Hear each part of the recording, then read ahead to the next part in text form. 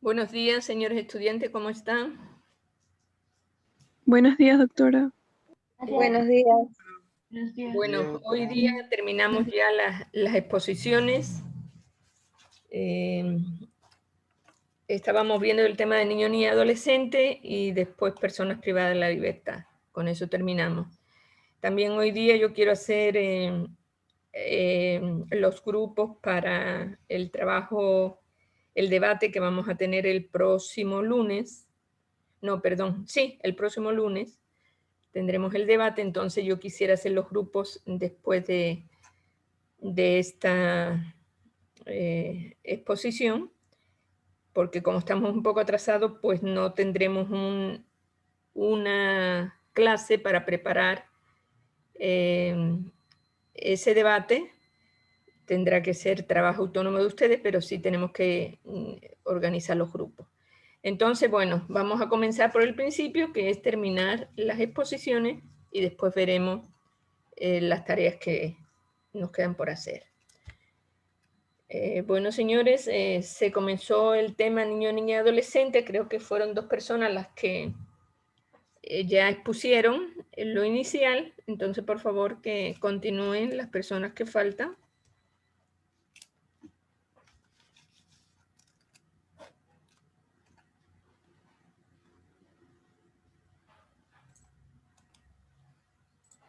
Buen día. Continuando con la exposición de niños, niñas y adolescentes, tenemos las estadísticas mundiales, nos quedamos.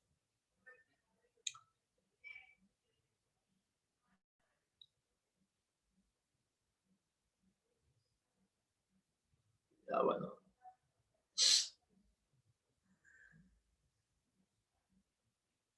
Ahí.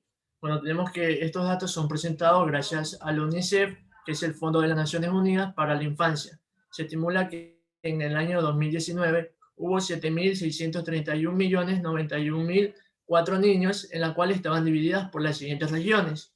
Tenemos a Asia Oriental, que va a representar el 22% de dicha cantidad, Europa con el 9%, Europa del Este con un 4%, Europa Oriental con un 5%, Latinoamérica, que representa el 6%, Oriente Medio con un 4%, América del Norte con el 3%, Asia del Sur con un 17%, África subsahariana con un 10%, África Oriental y África Occidental, que va a representar 5% cada uno, y países y áreas menos desarrolladas con un 10%. Siguiente diapositiva, por favor.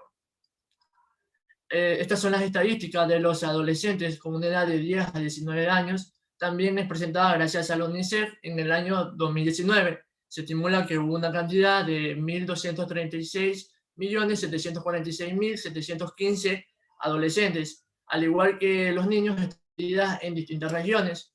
Tenemos a Asia Oriental, que va a representar el 17%, Europa un 6%, Europa del Este Oriental otro 3%, Latinoamérica va a representar el 6%, Oriente Medio con un 4%, América del Norte con el 2%, Asia del Sur un 19%, África subsahariana un 14%, y tenemos a África Oriental y África Occidental con un 7% cada uno, y países y áreas menos desarrolladas con un 12%.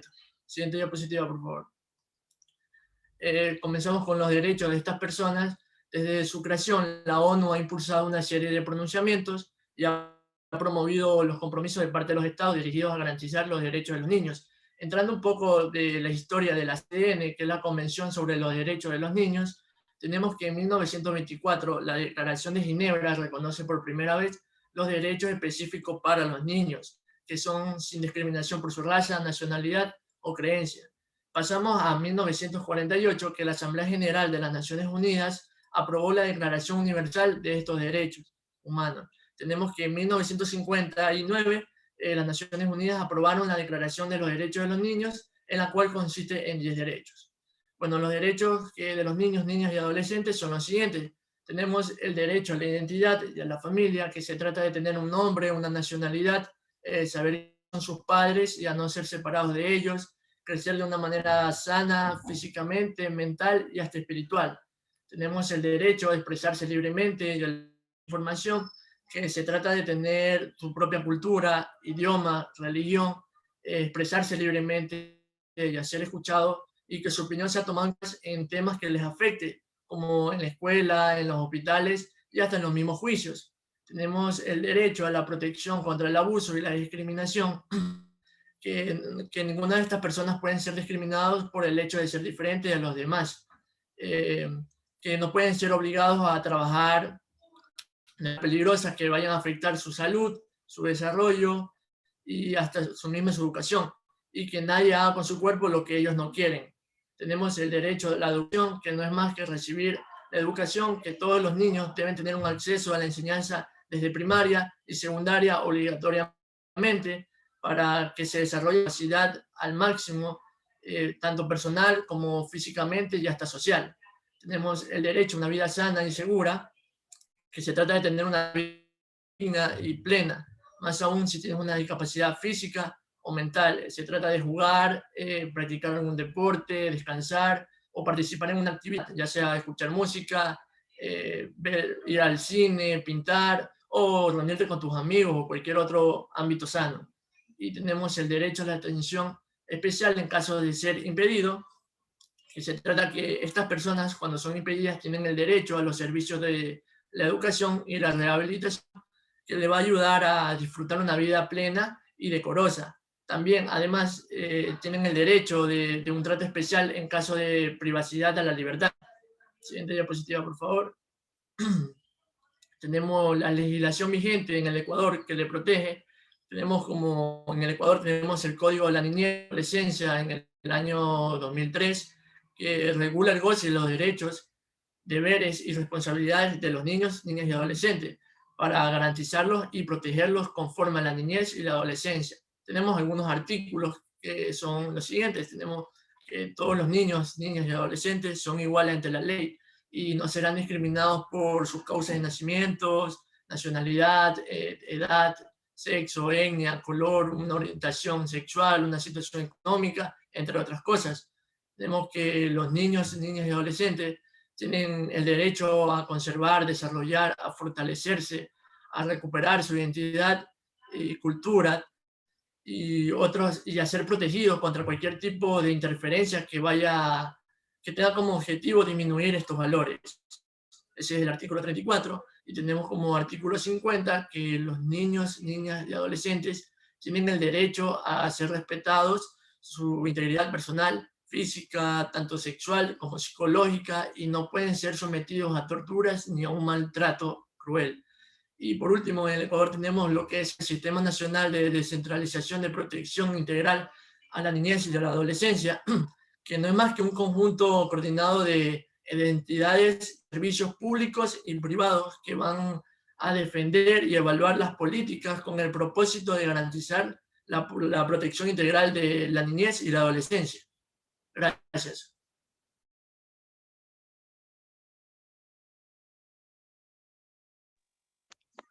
Ya, bueno, buenos días. Yo les voy a hablar sobre el cumplimiento de derechos en el Ecuador. Bueno, durante los últimos años se constatan importantes avances y logros en cuanto a la calidad de vida y también el cumplimiento de derechos de niñas y de adolescentes a través de la ejecución de la política pública. Es relevante la importancia de la inversión pública en diferentes campos y las políticas de igualdad orientadas a generar capacidades, oportunidades que han dado como resultado la reducción de las brechas de desigualdad. Bueno, en la primera infancia destaca el desarrollo infantil temprano, la atención en salud, la universalización de la educación y la protección especial. Siguiente diapositiva. Bueno, en el siguiente gráfico se observan los ámbitos esenciales donde se han experimentado esos cambios mencionados anteriormente para el buen desarrollo de la vida de estos grupos, como por ejemplo la educación, la salud, la protección, la participación, la pobreza y el trabajo. Siguiente diapositiva. Bueno, en el cumplimiento de los derechos en el Ecuador, el artículo 44 pues, establece como obligación del Estado la sociedad y la familia brindar protección, apoyo y promover el desarrollo integral de niños, niñas y adolescentes, según el cual sus derechos prevalecen sobre los de los demás. El artículo 45 va a definir que los niños, niñas y adolescentes pues gozan de derechos comunes al ser humano, como son el respeto a la vida, a la libertad, a la no discriminación, la libertad de asociación, etc. Aún como también a los que son específicos para la salud. El artículo 46 expresa que el Estado adoptará medidas que aseguren a los niños, niñas y adolescentes su nutrición, salud, cuidado diario en un marco de protección integral de sus derechos. Protección especial contra cualquier tipo de explotación, tanto laboral como económica, violencia, maltrato, explotación sexual, así como la atención prioritaria en caso de desastre.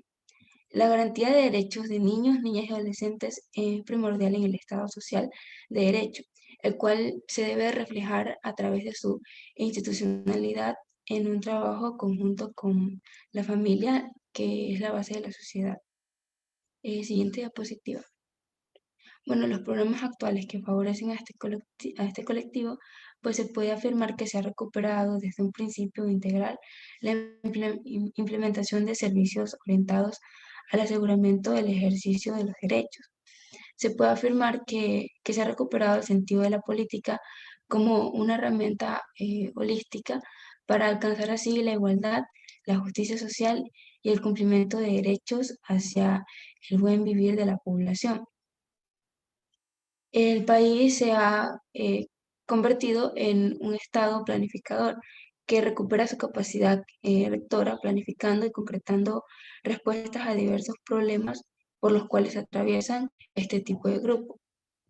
En el ámbito de las políticas públicas integrales dirigidas a toda la población, se puede constatar que además de su incidencia de vida, este grupo de niños, niñas, niños y adolescentes se muestra de manera directa, ya que mitigan sus condiciones de vulnerabilidad.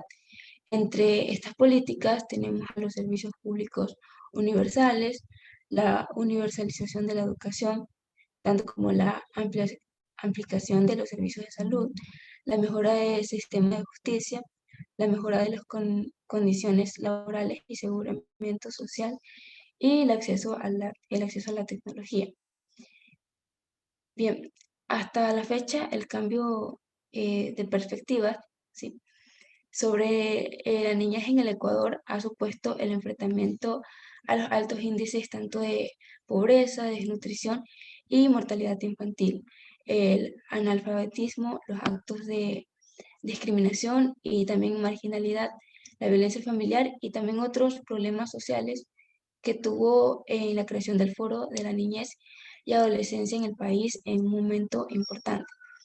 Aunque con anterioridad a la reforma del Código de Menores en 1992, significaría el primer paso para accionar en pos del desarrollo de la primera infancia. Bueno, siguiente diapositiva. Como aspectos sociales positivos, tenemos que en este contexto, la institución social de derechos humanos insta al Estado a cumplir ya lo establecido, que es la Convención de Derechos de este grupo, resaltando así la importancia del concepto de la aplicación de interés superior de nuestra infancia y adolescencia, siguiendo así los lineamientos de la Comisión Interamericana de Derechos Humanos, entidad la cual va a plantear la importancia de la protección de este principio y su correcta aplicación dentro del manejo apropiado para ellos y ellas. Una emergencia sanitaria como la que actualmente nuestro país atraviesa, y pues ello se recomienda. Bueno, también otro punto es el Ministerio de Salud Pública, en el cual establece espacios móviles de atención terapéutica para este grupo de niños, para lo cual se solicita la conformación de equipos terapéuticos preparados para trabajar a distancia o de forma itinerante. Bueno, la emergencia para estos casos que no tengan relación únicamente con COVID y que asegure la atención preferente a grupos de atención prioritaria, entre ellos este grupo. Bueno, el Ministerio de Educación, asegurar la accesibilidad de los servicios educativos para todos los niños, niñas y adolescentes, generar directrices técnicas para que el sistema educativo en territorio se ocupe de la necesidad de la infancia y de la adolescencia. También apoyar a las madres y padres o personas que cumplan responsabilidades de cuidado diario de niños, niñas y adolescentes para que en este proceso educativo de tiempo después de aislamiento.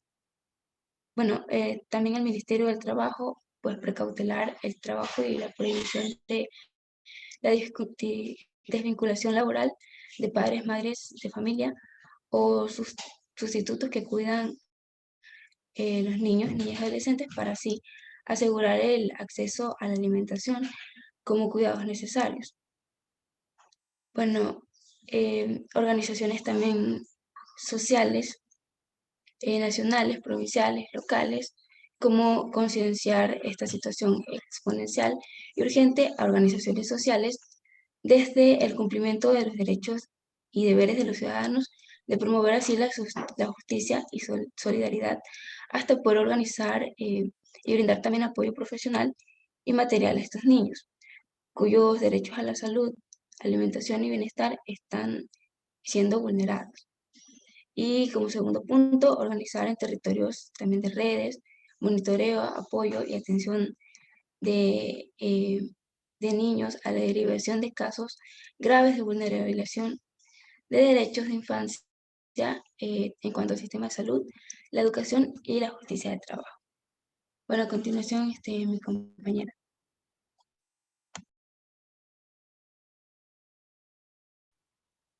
Bueno, buenos días. Ahora vamos a seguir con lo que son los aspectos sociales negativos. Tenemos que, antes de eso, definir que los aspectos sociales negativos son en sí problemas sociales que afligen a un cierto grupo de la sociedad. Un ejemplo de estos es cuando las familias son muy pobres y tienen que emigrar. Los que más vulnerables van a estar son los niños.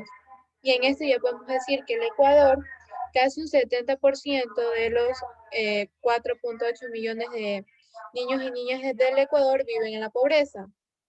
Aproximadamente 430.000 niños y niñas con edades entre 5 a 17 años de edad trabajan y la desnutrición afecta a un 15% de los niños y niñas menores de 5 años. Y los programas de desarrollo de la primera infancia que reciben apoyo del gobierno abarcan solamente a un 4.45 de los niños y niñas que cumplen con los requisitos. Esto tenemos que decir que el gasto social ha carecido de efectividad y de mecanismos de control porque aquí tenemos los aspectos negativos del gobierno, que son los programas que no han sido focalizados, es decir, que aunque existen programas que ayudan a esta población de niños y niñas y adolescentes, igual no han sido focalizados como importantes, sino que sí ayudan, hay una gran ayuda, pero igual hace falta un poco más de que se focalice este problema, que son uno de los más importantes para el progreso de la sociedad. También está la no focalización geográfica, ya que al no saber el gobierno en dónde es que se reside esta población, también los programas no van a estar directamente que puedan ayudar a este grupo vulnerable. Tenemos que también saber que la mortalidad infantil es un reflejo de la eficiencia de los servicios de la salud. En eso tenemos que focalizar que también que la situación económica en la actualidad no ayuda a que este grupo pueda tener mejor acceso, no simplemente a la salud, sino también a, a la, a la educación, a la vivienda, etcétera. También encontramos lo que es el acceso a la salud. Bueno, para dar una definición tenemos que decir que según el Código de la Niñez y Adolescencia en el 2003, en el artículo 27, 34, encontramos que los niños, niñas y adolescentes tienen derecho a disfrutar del más alto nivel de salud física, mental, psicológica y sexual. Aquí vamos a definir según el acceso a la salud, según la OPS y también sobre el Ministerio de Salud Pública. Encontramos lo que es la OPS en agrupación con lo que es la OMS. La OPS es la Organización Panamericana de la Salud. Esta promueve el diseño de enfoques integrados eficaces a la salud del niño, como la estrategia de atención integrada a las enfermedades prevalentes de la infancia, que también se llama AEP, orientada a la atención de niños de 0 a 5 años con el objetivo de reducir la mortalidad y morbilidad. Esto significa, podemos decir que el AIP es una estrategia que ayuda a lo que es la prevención de enfermedades. Esta puede ser mediante vacunas, una buena alimentación, etc.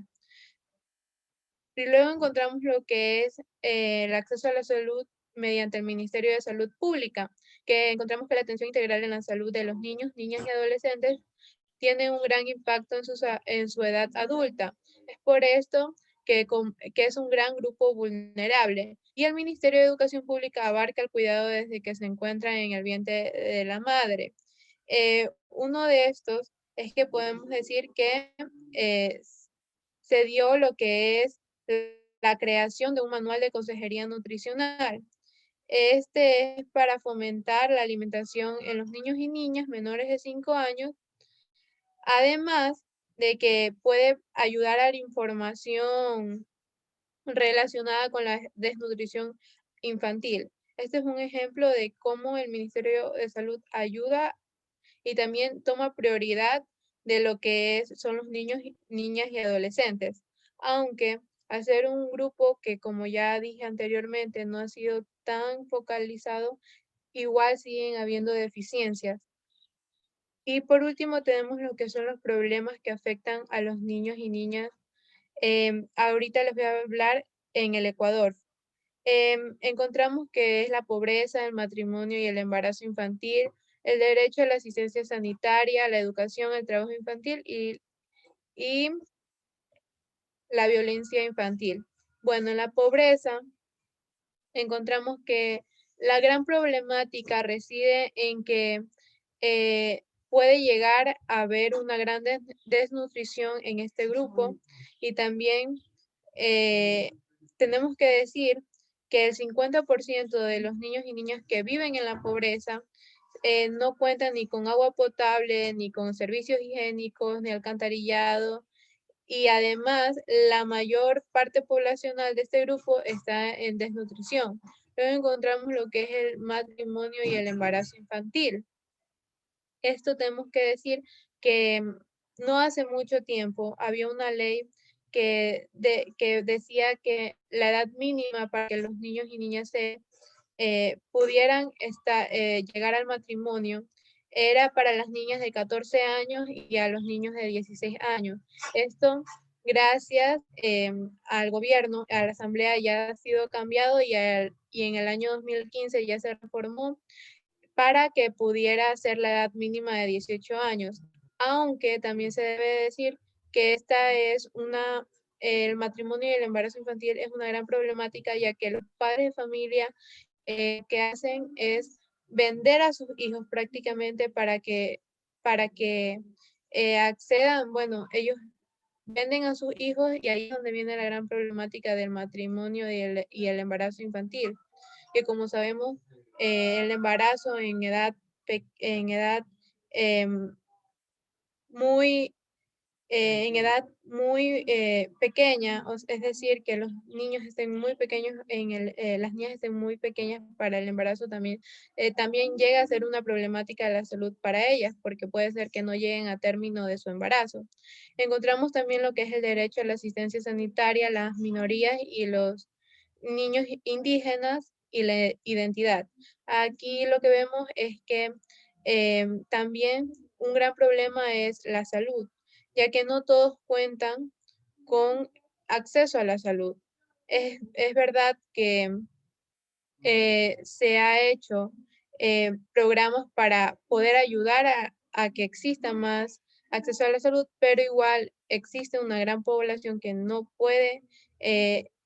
tiene acceso a la salud, además de que también las minorías y los niños indígenas también sufren en una gran parte porque son estos, al ser considerados como diferentes, tienen, son también rechazados ante la sociedad, y es decir que a los niños indígenas lo dejan a un lado simplemente porque no tienen la misma cultura o la misma educación que han tenido los demás. Ahí luego encontramos lo que es la educación. Encontramos que en la educación el 97,4% de la niñez entre los 5 y 14 años asisten a la escuela, y también es más o menos el mismo grupo entre los 15 y los 17 años. Es decir, que es un gran avance para el alfabetismo. La población de los niños y niñas y adolescentes ha mejorado en su educación. Sin embargo, por cultura, como ya acabo de decir, por el embarazo infantil, por la población indígena, la gran problemática que existe actualmente es el abandono escolar. Es decir, que aunque sí acceden a educación, una gran población lo que hace es abandonar la educación. Luego encontramos lo que es el trabajo infantil. El trabajo infantil, en el 2004, el 14% de los niños y niñas entre 5 y 17 años solo trabajan, iban a la escuela, es decir, que solamente se trabajaba y no accedían a la educación. Esto también ha cambiado bastante, ya que se ha visto, el gobierno se ha dado cuenta que es una gran problemática que existe. Es por esto que se prohibió un trabajo infantil peligroso, es decir, como la explotación infantil, como trabajos que no que tengan o hagan peligro al físico o a la mente que tenga un niño. Es decir, que el trabajo infantil da una gran problemática que ayuda no simplemente a que se siga viendo una gran deficiencia en la sociedad, sino que también lo que ayuda al trabajo infantil es que los niños no tengan un acceso total a sus derechos, porque restringe los derechos que tienen los niños. Y encontramos por último lo que es la violencia infantil. Violencia infantil, ¿por qué? Porque en las familias todavía existe patrones sociales que dicen que para educar a un niño bien totalmente, lo que se tiene que hacer es el maltrato, llegar a la violencia infantil. Y esto lo único que perjudica es que los niños puedan llegar no simplemente a tener problemas físicos o mentales, sino que llegar hasta el suicidio. Em, Además de esto, encontramos lo que es el tráfico de menores, que en el Ecuador, aunque no es una práctica legal, existe una gran población que eh, no simplemente que existen o que problemas para conseguir a los niños, sino que en algunas ocasiones son los padres mismos los que venden a sus hijos para el tráfico de menores. Estos pueden ser utilizados con fines comerciales o también sexuales. Y con esto doy concluida la exposición. Muchas gracias por su atención.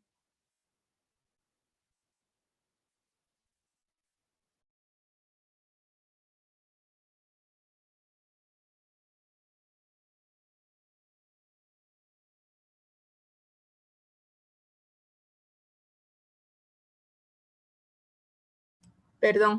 Bueno, muy bien. Solo decirles que efectivamente, pues, a pesar del Código de la Niñez y Adolescencia que introdujo cambios fundamentales para la consecución de los derechos humanos de niños, niñas y adolescentes. De cualquier manera, pues todavía existen vulneración de derechos. Este Código de la Niña y Adolescencia pues luchó sobre todo por la erradicación del trabajo infantil. Aquí en el país pues está permitido el trabajo, pero para adolescentes a partir de los 15 años. El resto pues no está permitido. En esa época, en el 2003, pues había muchísimos niños que trabajaban en los mercados, trabajaban en tagüeras, trabajaban haciendo carbón, en la agricultura, y todo eso se fue erradicando poco a poco y fue muy importante porque aumentó la educación, o sea, los índices, la cobertura de educación a nivel nacional. Pero bueno, todavía hay problemas bastante graves, problemas que lo ha dicho muy bien la compañera, problemas, por ejemplo, de violencia. Conocemos que 2.700 niñas de menores de 15 años se quedan embarazadas y tienen hijos siendo menores de 15 años. Y la mayoría de esas niñas, pues ese embarazo es producto de violación, violación de familiares. Ahí se da mucho el incesto de padres, padrastros o hermanos, hermanastros. Y eso es un problema bastante importante. Entonces, o sea, quiere decir que todo ese sistema descentralizado de protección de la niña y adolescencia ya ha dado su fruto, ha disminuido muchísimo los problemas y se tiene claro que el interés superior del niño va por encima de otros derechos, y eso es lo que se pretende realizar aquí en el Ecuador. Y bueno, se está luchando porque realmente pues se dejen de vulnerar esos derechos de niños, niñas y adolescentes. Bueno, señores, entonces hemos terminado este tema, pasamos al último tema, que son las personas privadas de libertad. Este es un tema de actualidad, entonces por favor vamos a analizarlo a profundidad.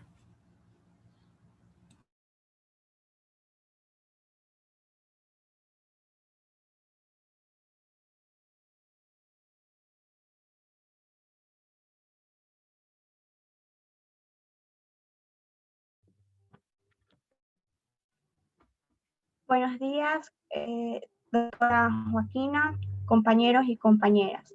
Nosotros somos el grupo 8, conformado por Reina Delgado, Carol Valentina, Vera López Nayeli Monserrate, Zamora Prieto Alayan Gabriel y mi persona Triviño Reyes Milenka Yahay. Y vamos a hablarles sobre las personas privadas de libertad. Siguiente diapositiva, por favor. Definición. La privación de la libertad es cualquier forma de detención, encarcelamiento, institucionalización o custodia de una persona que por razones de asistencia humanitaria, tratamiento, tutela, protección o por delitos e infracciones a la ley, ordenada por o bajo el control de una autoridad judicial o administrativa o cualquier otra autoridad, ya sea en una institución pública o privada, en la cual no pueda disponer de su libertad ambulatoria. Se entiende entre esta categoría de personas no solo a las personas privadas de libertad por delitos o por infracciones e incumplimientos a la ley, ya sean estas procesadas o condenadas, sino también a las personas que están bajo la custodia y la responsabilidad, tales como hospitales psiquiátricos y otros establecimientos para personas con discapacidades físicas, mentales o sensoriales. Además, instituciones para niños, niñas y adultos mayores, centros para migrantes, refugiados, solicitantes de asilo o refugio, apátridas o indocumentados y cualquier otra institución similar destinada a la privación de libertad. Siguiente diapositiva, por favor. Tipos de privación de libertad. Una persona privada de libertad podrá pasar de un régimen a otro en razón de cumplimiento del plan individualizado, de los requisitos previstos en el reglamento respectivo y el respeto a las normas disciplinarias. La autoridad competente encargada del centro solicitará al la o al juez de garantías penitenciarias la imposición o cambio de régimen, o la persona privada de libertad lo podrá requerir directamente cuando cumpla con los requisitos previstos en el reglamento respectivo. Estos regímenes son cerrado, semiabierto o abierto. El régimen cerrado es el periodo de cumplimiento de la pena que se iniciará a partir del ingreso de la persona sentenciada a uno de los centros de privación de libertad. En este régimen se realizará la ubicación poblacional, la elaboración del plan individualizado de cumplimiento de la pena y se procederá a ejecutarse.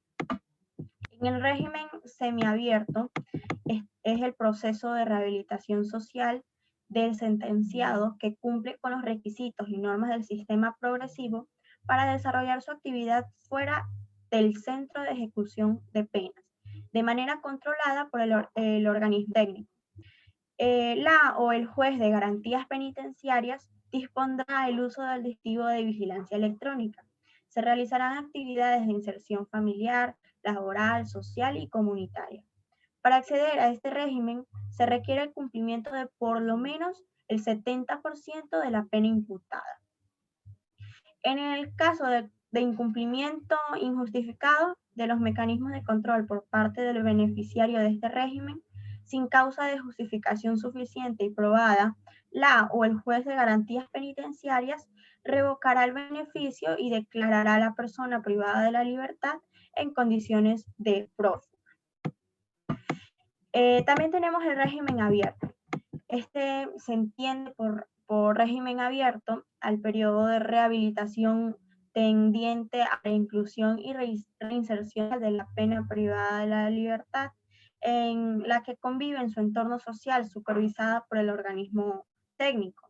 Para acceder a este régimen se requiere el cumplimiento de por lo menos el 80% de la pena. No podrán acceder a este régimen las personas privadas de libertad que se hayan fugado o intentado cárcel, o aquellas sancionadas con la revocatoria del régimen semiabierto.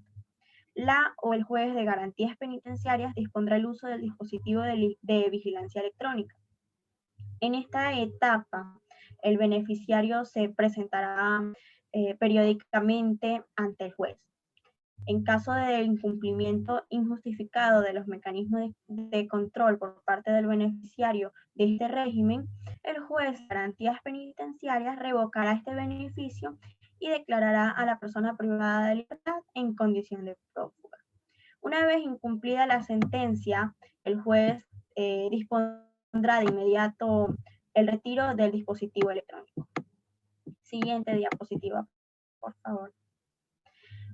Causas de la privación de libertad. Entre las causas de privación de libertad están los delitos relacionados con drogas. Este es un delito contra la salud pública y se comete cuando se cultiva, cuando se elabora, trafica o facilita el consumo ilegal de drogas tóxicas, estupefacientes o sustancias psicotrópicas. También están los delitos contra la propiedad. Este delito afecta al patrimonio de las personas. Se consume cuando se destruye o deteriora una cosa ajena, ya sea mueble o inmueble, en perjuicio del otro. También están los delitos contra la integridad sexual y reproductiva. Son todos aquellos delitos que vulneran la libertad sexual y reproductiva de una persona, es decir, su libertad para decidir sobre su cuerpo y su sexualidad. Delitos contra la inviolabilidad de la vida. Son delitos que atentan contra la vida. Así tenemos el asesinato, el femicidio, el sicariato, el homicidio y el aborto. También está la asociación ilícita y delincuencia organizada. Este es un delito contra la seguridad pública que comete una persona por el solo hecho de ser parte de un grupo o banda delictiva de 2 o más personas organizadas. Aquí se incluye el robo y además la extorsión. Otro tipo de delitos, contravenciones y apremio de alimentos son delitos en el que una persona incumple un mandato, ley u otra norma establecida. Siguiente diapositiva, por favor. Distribución y estadísticas a nivel nacional. Desde el año 2000, la población penitenciaria en nuestra región ha aumentado su tamaño un 120%, mientras que en el resto del mundo lo hizo en un mínimo 24%. El crecimiento alarmante de la población carcelaria ha colapsado los sistemas penitenciarios y está poniendo en riesgo el principal propósito de la cárcel, la reinserción social de los internos. En la última década, la tasa de encarcelamiento en la región de América Latina y el Caribe ha aumentado alrededor de un 28%, especialmente entre los grupos poblacionales de las mujeres y los jóvenes. En el caso particular de las mujeres, por ejemplo, la tasa de encarcelamiento se ha incrementado en un 52%. Conforme a los registros administrativos de los centros de privación de libertad, con corte a 23 de octubre del 2019, se registran 354 personas privadas de libertad por cada 1.000 habitantes en el Ecuador. En relación al tipo de delito por los que se encuentran las personas privadas de la libertad en los centros penitenciarios o caracterización delincuencial con corte a octubre del 2019, se puede inferir que las 3 principales agrupaciones de delitos se encuentran de las siguientes formas: delitos relacionados con drogas, un 28%, delitos contra la propiedad, un 27%, y delitos contra la integridad sexual y reproductiva. Finalmente, lo que concierne a la habilitación en el sistema penitenciario ecuatoriano, es importante mencionar que la capacidad instalada a nivel nacional es de 28.554 plazas penitenciarias y teniendo una población penitenciaria existente de 39.849 personas privadas de la libertad. Da como resultado un hacinamiento del 39.56%. En el gráfico que tenemos aquí, podemos ver que actualmente, según el registro de octubre del 2019, hay 39.849 personas privadas de la libertad, en el cual 2.657 son mujeres y 37.192 son hombres. Eso sería todo en cuanto a mi exposición. Continúa mi compañero. Bueno, yo les voy a hablar sobre el sistema penitenciario del Ecuador. Se lo define como el conjunto de principios y reglas que contempla el Código de Ejecución de Penas y Rehabilitación Social para el tratamiento de los condenados en la ejecución de las penas privativas y restrictivas de su libertad. Siguiente diapositiva, por favor. Bueno, sobre los antecedentes históricos tenemos que en el Ecuador el origen de un sistema penitenciario constituye un proceso planificado y funcional al surgimiento de un Estado-nación moderno. Y a su vez este tuvo un carácter que diga ambiguo e improvisado, dado que la institucionalidad carcelaria fue surgiendo de manera precaria y manteniendo rezagos de las instituciones que antes eran utilizadas para la beneficencia o la represión. En el Ecuador, el surgimiento de este sistema penitenciario puede ser situado en el contexto más amplio del proyecto de nación del presidente García Moreno. No cabe duda que el proyecto ambicioso del presidente García Moreno se convirtió en un símbolo del proyecto de Estado-Nación moderno en lo que concierne a la época garciana. No obstante, no todas las prisiones en el Ecuador fueron planificadas de la misma manera, ya que muchas resultaron de la adecuación de casas a las cuales se le implementaron ciertas medidas de seguridad. Un claro ejemplo del carácter improvisado de lo que hoy se conoce como el sistema penitenciario en el Ecuador se lo observa en la delincuencia femenina, debido a que ciertas fuentes relatan que a inicio del siglo XX Ecuador no contaba con cárceles de mujeres por lo cual el manejo de las mujeres transgresoras no solo tuvo múltiples y precarias localidades, sino que también estuvo a cargo de las religiosas de Buen Pastor. Para 1982 y 1983, los 12 centros de rehabilitación entraron en la categoría de casas construidas para prisión, las cuales eran construidas con materiales como adobe, bareque, caña guadúa, tela, zinc, entre otros. Mientras que 14 de estos establecimientos fueron clasificados como construidos para fines de prisión o reclusión. Entre estas últimas edificaciones podemos encontrar a los centros carcelarios más importantes en la actualidad del país, como son el Penal García Moreno, la Penitenciaría Modelo del Litoral y las cárceles de mujeres de Quito y Guayaquil. Gran parte de estos edificios fueron ejecutados a raíz de que se creó la Dirección Nacional de Prisiones como dependencia del Ministerio de Gobierno y Cárceles, que reemplaza a la administración municipal del sistema carcelario, que pensaba que estaba obstaculizando la modernización y tecnificación del mismo. Siguiente diapositiva, por favor. Bueno, hablemos sobre la organización administrativa en los centros de rehabilitación social, los cuales se encuentran organizados administrativamente de la siguiente forma. Podemos encontrar a un director de centro, el cual es nombrado por el Director Nacional de Rehabilitación Social, y entre sus funciones principales tenemos que solicita al Director Nacional de Rehabilitación Social o al juez de garantías penitenciarias los traslados de las personas privadas de la libertad a otro centro. Este también solicita los cambios administrativos tanto de los funcionarios del centro como en los guías penitenciarios. En lo que se refiere a la Junta de Tratamiento de Educación, entre sus funciones principales tenemos que son quienes establecen sanciones disciplinarias a los PPLs por las faltas cometidas. Además, resuelven la ubicación poblacional en los pabellones de máxima, mediana y mínima seguridad de los PPLs en base al análisis emitido por la coordinación y la observación. Siguiente diapositiva, por favor. Bueno, en lo que corresponde a la coordinación de observación, tenemos que estos establecen sanciones disciplinarias a los privados de la libertad por las faltas cometidas. También tenemos que elaborar la ficha de registro y datiloscopia e ingresar a los datos en el sistema informático.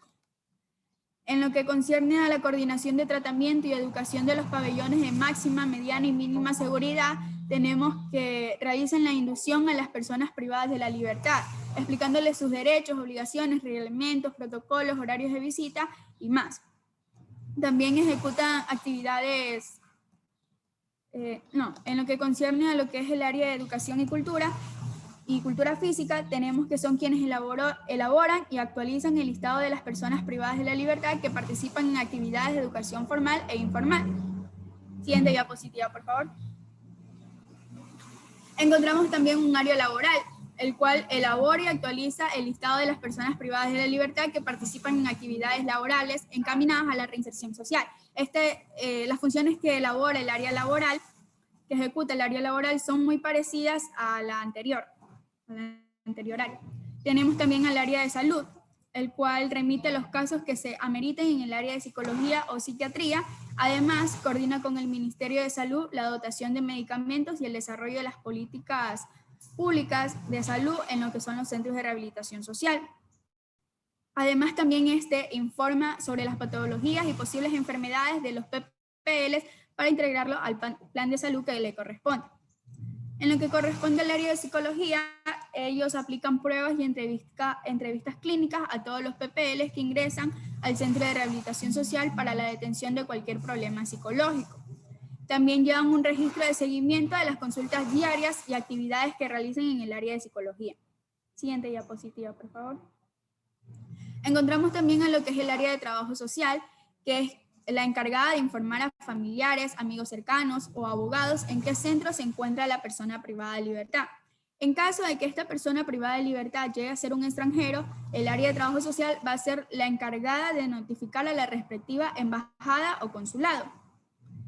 En lo que concierne al área jurídica, tenemos que es quien lleva la vigilancia del debido proceso en el establecimiento de las sanciones disciplinarias a las personas privadas de libertad. Además, coordina con la Defensoría Pública el servicio de asistencia legal gratuita a las personas privadas de libertad que no cuenten con un abogado.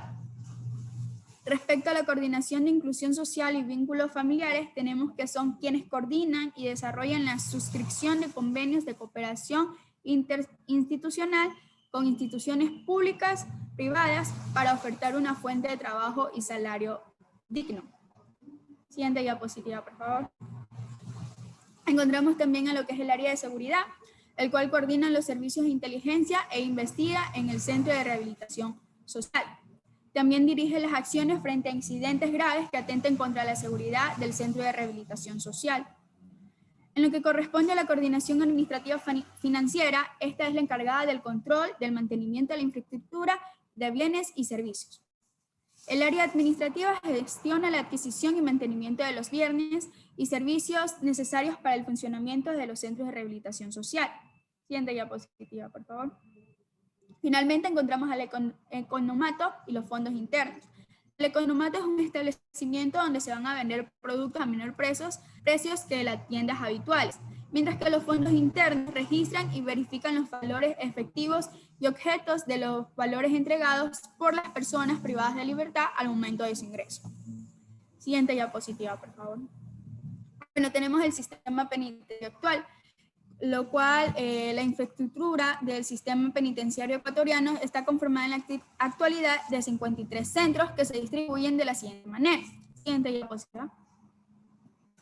Bueno, contamos con 9 zonas, en los cuales en la zona 1 comprende las provincias de Carchi, Esmeralda, Imbabura, Sucumbíos, los cuales encontramos un centro en Esmeralda, un centro en Carchi, 3 en Esmeralda, 1 en Imbabura y 2 en Sucumbíos. La zona 2 nomás comprende la provincia del Napo, que contiene 2 centros. La zona 3 comprende la provincia de Cotopaxi, que comprende 2 centros, la de Pastaza, que comprende 1, Tungurahua, que comprende 2, Maná, ya. Y la zona 4 encontramos a lo que es Manaví, Santo Domingo, Bolívar y Los Ríos. Manaví comprende 7 centros, Santo Domingo 2, Bolívar 2 y Los Ríos 4. La zona 6 está conformada de Azuay, Cañar y Morona Santiago. Azuay comprende 2 centros, Cañar 4 y Morona Santiago 2. La zona 7 comprende lo que es El Oro y Loja, que comprende El Oro 2 centros y Loja 2 centros. La zona 8 está conformada por la provincia del Guayas, que comprende 5 centros, mientras que la zona 9 comprende solo la provincia de Pichincha, que tiene 3 centros. Siguiente diapositiva, por favor.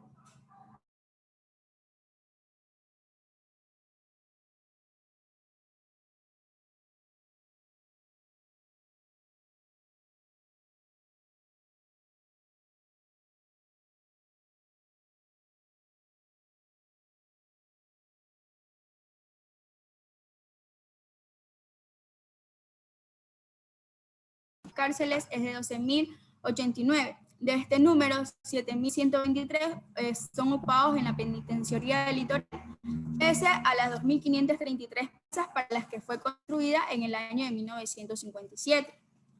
Esta sobrepoblación, según un estudio por el Programa de las Naciones Unidas para el Desarrollo, es uno de los factores de las crisis carcelarias en varios países de Latinoamérica, entre los cuales se incluye Ecuador.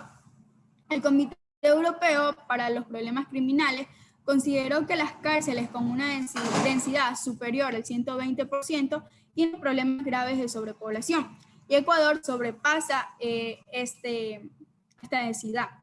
Con estos niveles de sobrepoblación, las huelgas, motines e incendios se han convertido en un factor de riesgo para la unidad operativa del sistema y también para la seguridad de los guardias, de los internos y de aquellas personas que circulan por los recintos, como por ejemplo las visitas. Además, esto ha permitido que en su interior crezcan y se fortalezcan redes criminales, desde las cuales se planean secuestros, extorsión, actos de ocio, de venganza, entre otros actos violentos. El sistema carcelario del Ecuador registró una transformación mediática, es decir, una transformación en su infraestructura carcelaria, aplicada en los 53 centros de rehabilitación social que existe en el país. La política pública de ese tiempo, refiriéndome al año 2009, estuvo a cargo del Ministerio de Justicia, de Derechos Humanos y Cultos, entre otros aspectos importantes. Este Ministerio de Justicia, Derechos Humanos y Culto informó la inversión de más de 200 millones millones de dólares en lo que es la construcción de 3 centros de rehabilitación regionales en las provincias de Guayas, Cotopaxi y Azuay. Esta nueva infraestructura albergaba cerca del 50% de la población penitenciaria nacional. Siguiente diapositiva, por favor. Bueno, también tenemos problemas más acuciantes que se presentan en las cárceles y que aún no se resuelven, como por ejemplo tenemos a los que son las restricciones al derecho de salud, que según varios testimonios de personas, de los familiares de las personas privadas de la libertad, dicen que es muy difícil que los privados de libertad accedan a una atención médica adecuada y que para poder llegar a un doctor se debe de pagar varios filtros. También tenemos lo que son las revisiones vaginales. En esto se ha documentado lo que es el trato cruel, inhumano y degradante que sufren los familiares de las personas privadas de libertad y también los abogados privados, al sufrir el tacto corporal en sus partes íntimas como un medio de control para que no se ingresen objetos ilegales al centro. También tenemos lo que son las privaciones de bienes personales, que tenemos que tanto los abogados privados como los familiares que van a visitar a las personas privadas de libertad no pueden vestir como ellos quieren. Tenemos también los homicidios, que desde enero del 2012 hasta mayo del 2018, el CDH registró 145 homicidios, 67 en circunstancia de violencia en los que son las cárceles de La Roca, la Regional y la Penitenciaría del Litoral. Estos incluyeron arma de fuego. Un ejemplo claro de esto, de este problema que aún no se resuelve, lo podemos evidenciar en los sucesos que acontecieron a inicios de la semana pasada, en donde no solo se usaron armas de fuego, sino también armas cortopulsantes. Por último, tenemos las reformas del COIP que no se aplican. Con esto me refiero a lo que es la tipificación sistemática de ciertos delitos, a la institución de la privacidad de libertad y al principio de inocencia constitucional, a las instituciones del sistema de flagrancia, que solo son máquinas de producción de presos comunes, y a las reformas que solicitan los gremios de profesionales al derecho del COIP y al COIP. Siguiente diapositiva, por favor. Bueno, tenemos lo que es la crisis penitenciaria y el COVID-19, que esto más afectó el año pasado, como pudimos evidenciar. Como ya sabemos, todas las medidas de seguridad que impuso la OMS para poder mantenernos a salvo de esta pandemia, se veían algo imposible poder aplicarlas en los que son los centros de rehabilitación social, lo cual se podría traducir como una sentencia de muerte para las personas privadas de libertad. Sin embargo, hubo restricciones en lo que eran las visitas para tenerlos a salvo a los presos. Pero también sin embargo, por medio de los guardias hubo afectados, ya que el 11 de abril del 2020 se dio a conocer el primer caso positivo del COVID-19 de un guía penitenciario en la cárcel del Inca, que se ubica en la ciudad de Quito. El 15 de abril del mismo año, o sea, del 2020, se conoció un segundo caso y el traslado de 2 privados de libertad a realizarse la respectiva prueba a un centro de salud. También el 17 de abril del 2020, el SNAI confirmó la primera muerte de una persona privada de libertad a causa del COVID. Finalmente, tenemos que el SNAI indicó que han habilitado un pabellón para aislar a los posibles contagiados de COVID dentro de los centros de rehabilitación social.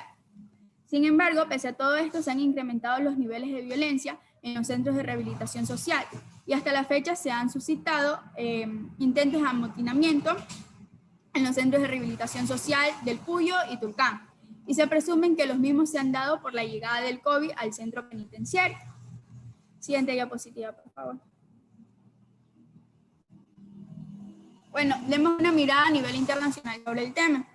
Empecemos por América, donde en los sistemas penitenciarios de América Latina tenemos que las personas conviven con la inseguridad, el hacinamiento extremo o incluso la muerte, lo que contradicen en los hechos de un gran logro de la región, que es la abolición de la pena de muerte en prácticamente todos sus países.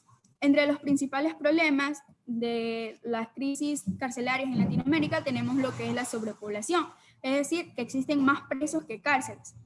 Ocupando de ejemplo, El Salvador ocupa el segundo lugar en el mundo y el primero en América Latina. El año pasado, en la tasa de ocupación carcelaria, en lo que es El Salvador, supera el 400% de la capacidad en un espacio que ha sido creado para 100, es decir, que hay 290, siendo así que hay 4 presos en una celda. Según los datos que maneja el World Prison Fry, hasta finales del 2018 la población carcelaria en lo que respecta al país de Argentina llegaba a 103.209 presos. Sin embargo, la capacidad de todo el sistema penitenciario a nivel nacional de Argentina es de 77.678, es decir, que se alojaban 115 presos en un espacio destinado para 100. También tenemos las condiciones de vida paupérrimas, que es que los reclusos de América Latina experimentan diversas vulneraciones de sus derechos humanos que van desde un empeoramiento progresivo de las condiciones de vida hasta el deterioro absoluto de las condiciones de seguridad. También encontramos a lo que es la violencia, que como ya le expliqué es un tema de crisis carcelaria, no solo en el Ecuador, sino también en América Latina. Las consecuencias de estos problemas, sumando los escasos recursos asignados y la falta de política efectiva, se evidencia en la seguridad.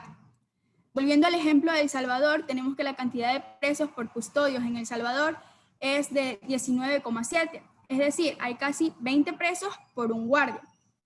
Esto crea mercados ilegales de productos que incluyen desde alcohol hasta sexo y que son comerciados en el interior de las cárceles.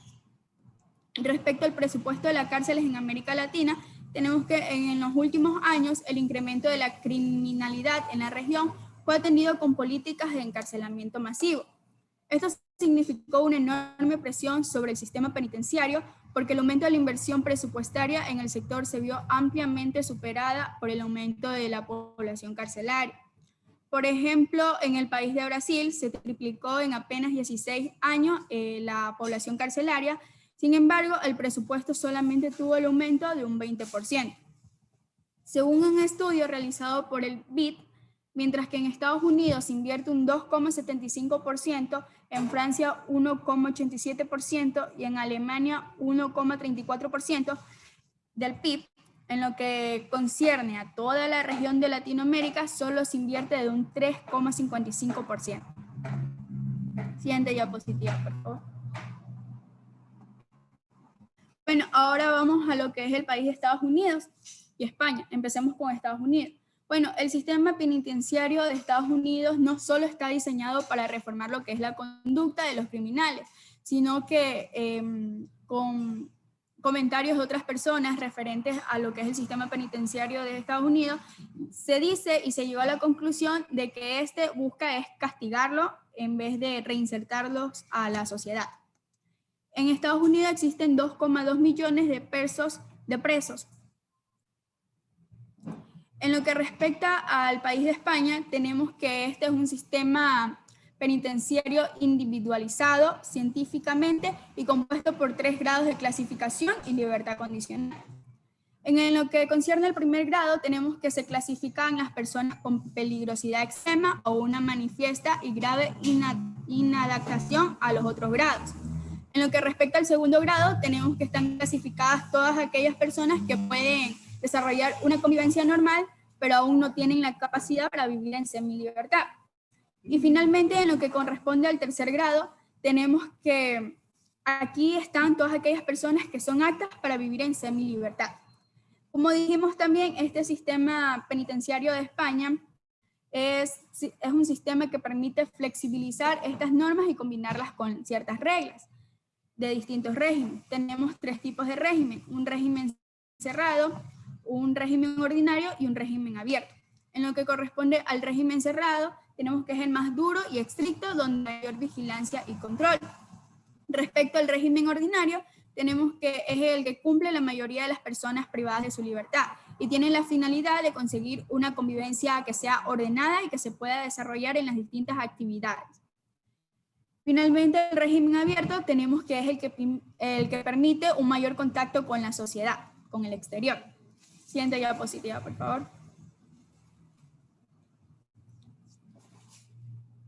Bueno, finalmente tenemos lo que es el país de Suecia, que es uno de los sistemas penitenciarios más progresivos a nivel mundial.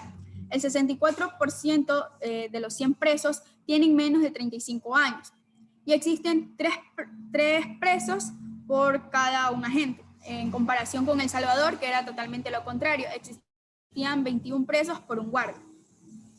Bueno, dentro de las penas privativas que impone el sistema penitenciario de Suecia, tenemos las siguientes.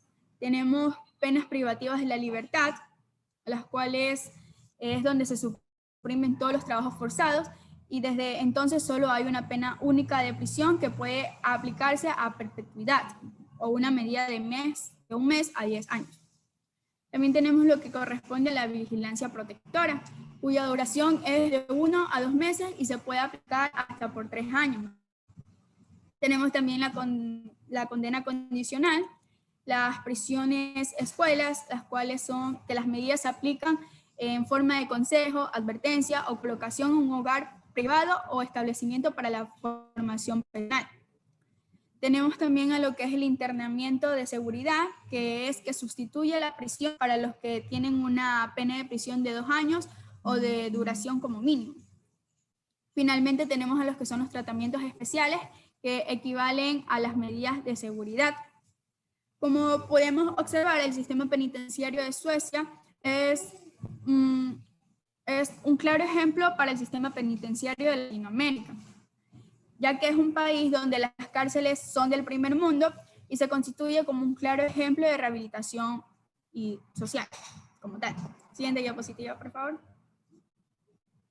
Bueno, en lo que respecta a las estadísticas mundiales, aquí tenemos un gráfico en el cual podemos ver países con mayor número de presos. Como podemos ver, el caso más evidente es el de Estados Unidos, que a pesar de ser el tercer país más poblado en el mundo, con cerca de 330 millones de habitantes, es el que mayor población carcelaria alberga. El segundo lugar lo ocupa China, el tercero Rusia, el quinto India, el sexto Tailandia, el séptimo Turquía, el octavo Indonesia, el noveno Irán, el 10º México, el 11º Filipinas, el 12º Sudáfrica, el 13º Vietnam, el 14º Colombia y el 15º Egipto. Siguiente diapositiva, por favor. Bueno, aquí también tenemos un gráfico de estadística que nos indica la tasa de población encarcelada de reclusos por cada 100.000 habitantes de una población nacional, con datos de julio del 2020. Como podemos apreciar en esta imagen, vemos que en Estados Unidos registró la mayor tasa de población de reclusos con 655 prisiones por cada 100.000 habitantes nacionales. Y el segundo lugar lo ocupa El Salvador. Eso es todo lo que respecta a mi tema. Muchas gracias. A continuación, mi compañera.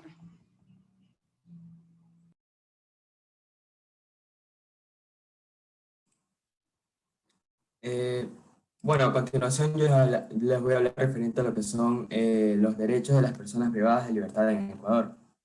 También les voy a hablar sobre lo que es la legislación vigente de protección en el Ecuador que existe actualmente y sobre el cumplimiento de estos derechos. Como primer punto tenemos los derechos de las personas privadas de libertad en el Ecuador. Sabemos que los derechos fundamentales de las personas privadas de la libertad están restringidos con el ánimo de lo que es salvaguardar el orden público y la armonía social. En este sentido podemos decir que se trata de proteger lo que es al convicto y de que éste a su vez conserve lo que son sus derechos fundamentales. Obviamente con las ciertas limitaciones que éste posee o que consta en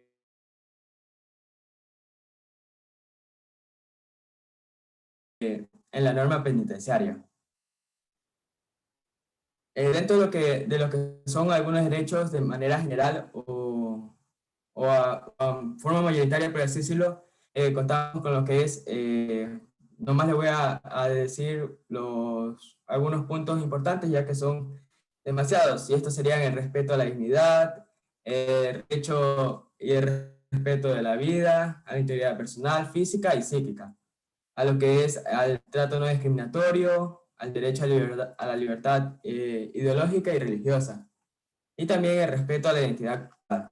Tenemos también lo que es la reinserción social, la igualdad, la confidencialidad a la atención oportuna, sobre todo esto se da a lo que son las mujeres embarazadas y en periodo de lactancia, es decir, ellos tienen un trato preferente y especializado para lo que es la seguridad tanto de la madre como del niño, por así decirlo. A lo que es el derecho a la educación, a la alimentación, a lo que son servicios básicos, por así decirlo, de salubridad, a la comunicación con el exterior, a la información, a la defensa legal y a interponer recursos, peticiones y quejas referente a la ley que ellos están viviendo. Luego tenemos la legislación vigente en el Ecuador. Esta legislación los protege a estos individuos que son privados de libertad. Tenemos que la legislación interna consagra lo que es la protección de los derechos de las personas privadas de libertad en la República del Ecuador. Esto está vigente desde el año 2008 como una norma suprema, ya que en esta carta lo que el Ecuador busca es que estamos en un Estado garantista, es decir, que se constituye sobre la base de derechos fundamentales, que tiene una prioridad sobre lo que es la norma y que se sustenta en el principio del pro hominem, pro hombre, el cual está orientado hacia la interpretación de las normas en el sentido más favorable para el individuo. Entonces, la Constitución, podemos decir que se investigó de que contempla en su artículo 35 a que las personas que están privadas de libertad como un colectivo en condición de vulnerabilidad también, y que requiere lo que es una atención prioritaria tanto en el ámbito público como privado. Entonces, como consecuencia, tenemos que reconoce lo que son ciertos derechos que anteriormente fueron mencionados como de manera general, y ahora lo vemos de una manera más específica según los artículos. Por ejemplo, según el artículo 51, los derechos que ampara son, por ejemplo, el no ser sometidos a aislamientos como sanción disciplinaria, a lo que es la comunicación y visita de sus familiares, a la declaración ante lo que es una autoridad judicial sobre el trato que estos reciben o que estos tienen durante la privación de la libertad. Son recursos humanos y materiales, necesidades educativas, tratamiento de preferencia especializado para las mujeres embarazadas, medidas de protección para lo que son personas con discapacidad, y personas adultas mayores, también a los niños y niñas. Y también ahora vemos en los derechos constituidos a favor de la población que en el 2014, para que todos estos derechos del artículo 51 y antes mencionados sean ejercidos, se consagró o entró en vigencia lo que es el Código Orgánico Integral Penal, que fue en el 2014. Esto lo que hacen es que regularizan lo que son las actuaciones de administración penitenciaria con el ánimo de que todo esto antes mencionado se cumpla, y el respeto sobre todo a lo que son los derechos y la vulnerabilidad, y prevenir la vulnerabilidad de estos individuos. Entonces, vemos según el artículo 12, que estos constan también con lo que es respeto a la integridad física, psíquica, moral y sexual, a lo que es la libertad de expresión, libertad de conciencia y religión, a lo que es trabajo, educación, cultura y recreación. Podemos ver lo que es la privacidad personal, protección de datos de carácter personal. Es decir, básicamente al sufragio, quejas y peticiones, básicamente ya sea en estado de libertad o privados de este. Por último, tenemos lo que son, les voy a hablar sobre lo que es el cumplimiento de los derechos sobre estas personas que están privados de la libertad. Como sabemos, y creo que sobre todo en estos últimos tiempos, se ha visto más visible mediante las redes y mediante las noticias, es que las personas privadas de libertad, mediante su paso por lo que es un centro penitenciario, estos se vuelven o se tornan los que son vulnerables, ya sea frente a lo que son las autoridades penitenciarias o a personas de, por así decirlo, mayor rango o mayor nivel dentro de ese sistema penitenciario. Entonces, vemos que los presos se tornan vulnerables también, como lo mencioné, a la autoridad penitenciaria, ya que estos, por lo general, tienden a lo que es ejercer poder y cometer lo que son arbitrariedades, abusos hacia las personas privadas de libertad. Esta situación es desequilibrada en el sentido de que estas autoridades básicamente pueden afectar a cierta población dentro de lo que es el sistema penitenciario, sin embargo a otros no. ¿Por qué? Por la cuestión del poder dentro de lo que es de las personas privadas de libertad. Entonces, hemos visto que todo esto lleva a que las personas que están privadas de libertad pasen a depender de la economía de sus familiares para sobrevivir en lo que es la prisión, ya que creo que en su mayoría se conoce que para asegurar la seguridad de esta persona dentro de la cárcel, su familia tiene que dar un costo que varía dependiendo de la situación económica de la familia, que lo suelen pedir lo que son autoridades o que lo suelen pedir, dentro, como lo mencioné, las personas de mayores rangos o personas que básicamente tienen el control de este sistema penitenciario. Y aquellas personas que no pueden depender o que no pueden pagar esa cuota mensual que básicamente piden, son abusados y son básicamente atacados o todas sus leyes son violadas, por así decirlo, dentro del sistema penitenciario.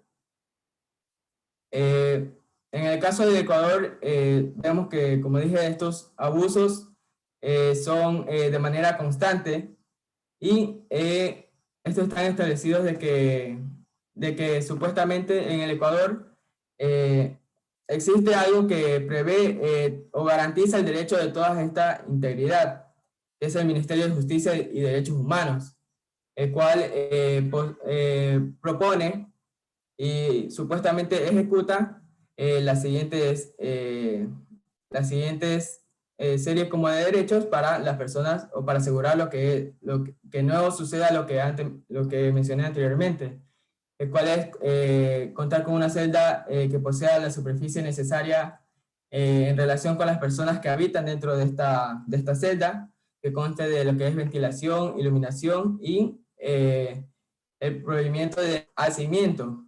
El hacimiento básicamente es la sobrepoblación, de que dentro de una cárcel exista más, o sea, se ingresen más personas de lo que básicamente esta cárcel puede poseer.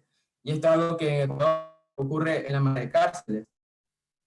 También tenemos lo que es que estos tratan de proponer lo que son servicios sanitarios y higiénicos suficientes para protección de lo que es la intimidad y privacidad de la persona. La prohibición de aislamiento como sanción disciplinaria, que también antes ya fue mencionado, y la salud preventiva para identificar señales de maltrato.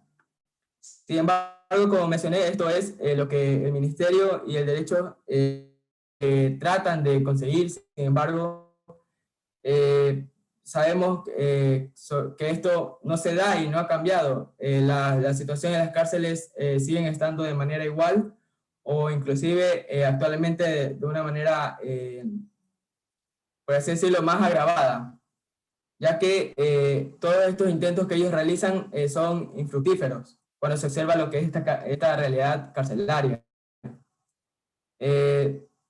Vemos que en las cárceles actualmente en Ecuador se ve mucho lo que es la violencia física, psicológica, lo que se ve la sobrepoblación, como ya mencioné, también lo que es la violación de todos estos derechos mencionados que básicamente quedan al aire.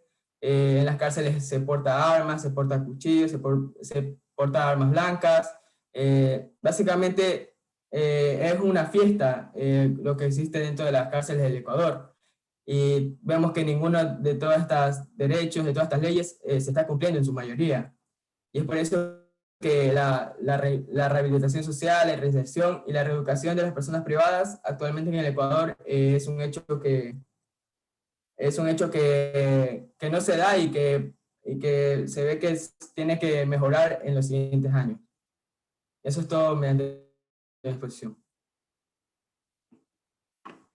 A continuación, mi compañera.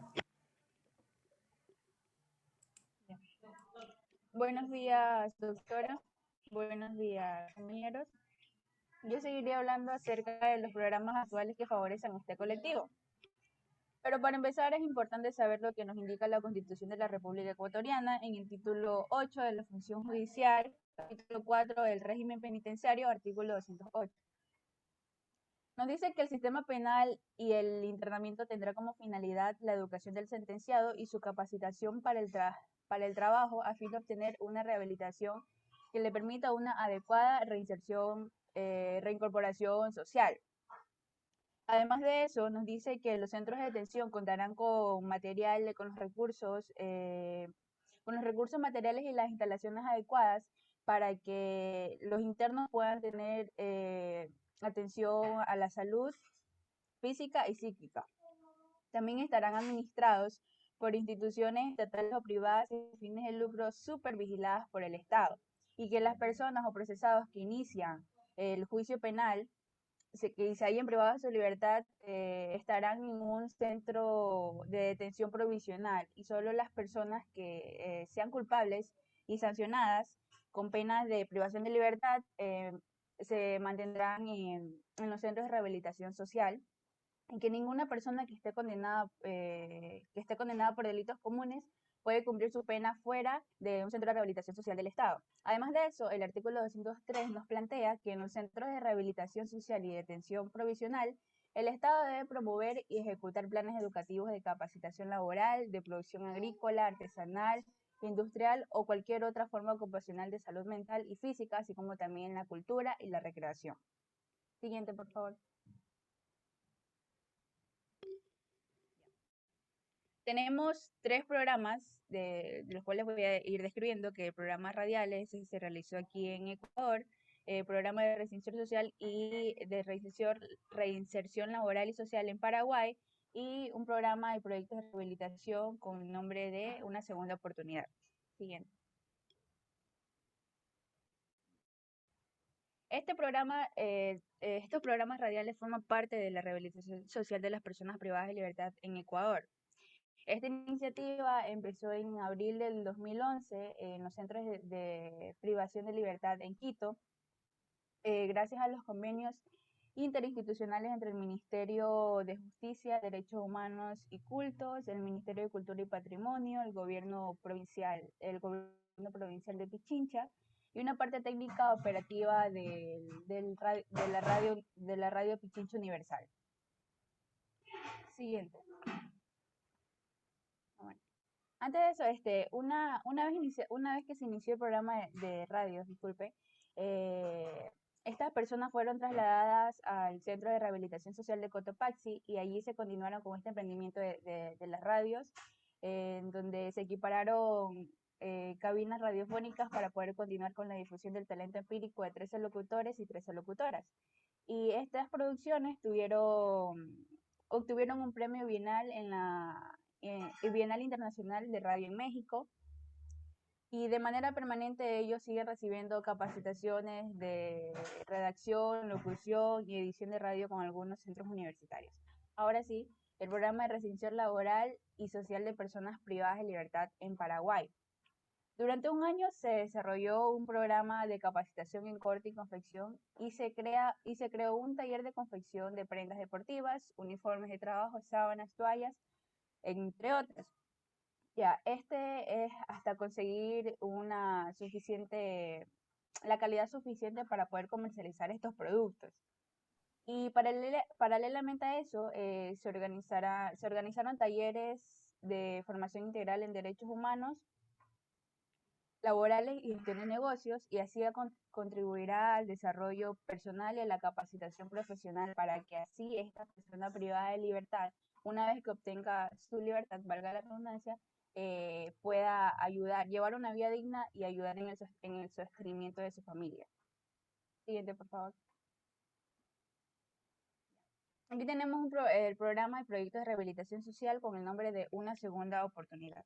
Este es con el fin de darle el cumplimiento a lo señalado en la Ley de Rehabilitación del Delincuente, es combatir la sociedad y educar la ociosidad y educar a los privados de libertad en actividades productivas que les sirvan del centro penal para que encare los retos de la vida en la libertad, y han establecido algunos reclusorios y programas de reinserción social. De esta forma, los internos que tengan la voluntad y quieran salir adelante por sí solos van a aprender oficios, profesiones u otras destrezas que los preparen para la vida, y son los que aceptan hacer oficios artesanales como para poder ser zapateros, carpinteros, ebanistas, pintores, entre otros. Y también hay otro número de oficios, ya sea de educación formal primaria y secundaria, o una educación no formal realizando labores como la agricultura, horticultura, capacitación para el desarrollo de manualidades, fabricación de bloques de concreto, entre muchas otras cosas. Como podemos observar en la imagen, esos son productos que fueron elaborados por personas privadas de libertad. Siguiente, por favor. También tenemos las instituciones que participaron en estas tareas de rehabilitación. Tenemos el Ministerio de Educación, programas de educación, Confraternidad Carcelaria, Iglesia Católica y Evangélica, Alcohólicos Anónimos y el Instituto Nacional de Formación Profesional. Siguiente, por favor. Ahora sí tenemos los aspectos sociales positivos y los negativos. Se dice que durante la estadía, los internos dicen que durante la estadía en el establecimiento de reclusión se realiza un efecto filtro, porque ellos, cuando estaban libres, decían que sus relaciones sociales en su mayoría eran de paso, se mantenían en la calle, no era por dinero, vender y comprar vicio, y también generaban un vínculo a partir de empezar a consumir drogas y cosas ilegales. Entonces ellos dicen que los aspectos, o rescatan que el estar dentro de un centro privado de libertad, ellos se dan cuenta de que la cantidad de amigos disminuye, quizás ellos sean contados, expresan que es el lugar apropiado para dar importancia a los amigos y a la familia. Reflexionan y tienen conocimiento sobre la amistad, dejan la mala vida muchos, también la droga, aprenden a valorar, aunque también es importante recalcar que no todos lo hacen, muchos les da igual o no estar o no dentro de un centro de privado de libertad. Ellos también nos dicen que aquí es donde ellos se dan cuenta quiénes son amigos y quiénes no, así como también quiénes son la familia y quiénes no. Entonces eso es lo que ellos rescatan de estar dentro de un centro privado de libertad. Ahora tenemos los aspectos negativos. Dice que el encierro provoca en el recluso un resentimiento social por la separación familiar, laboral y de todas las actividades que tenía. Adopta un comportamiento ambivalente hacia la autoridad, es decir, de oposición o sumisión. Le induce a la desconfianza y soledad, lo que le obliga a desarrollar un comportamiento defensivo permanente. Ellos dicen que el estar encerrados con personas con caracteres diferentes e incluso carácter fuerte, personas malas, por decirlo así, ellos empiezan a desconfiar de las personas que los rodean, y esto también afecta de manera directa a los familiares de ellos, porque toman comportamientos muy a la defensiva, y desde ahí se desencadenan, se van volviendo personas malas, le cogen el gusto a estar haciendo daño a las personas, ya sea violando, matando, entre otras cosas. Siguiente, por favor. Ya, ahora tenemos el acceso a la salud.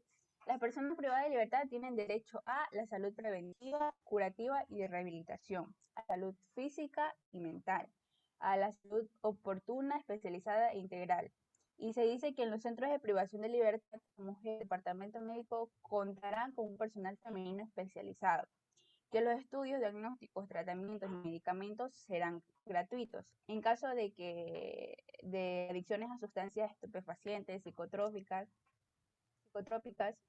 o preparados que lo contengan, el alcoholismo y el tabaquismo, el Ministerio de Salud Pública brindará un tratamiento de rehabilitación mediante consultas o sesiones con el fin de dar una deshabituación a este tipo de adicciones.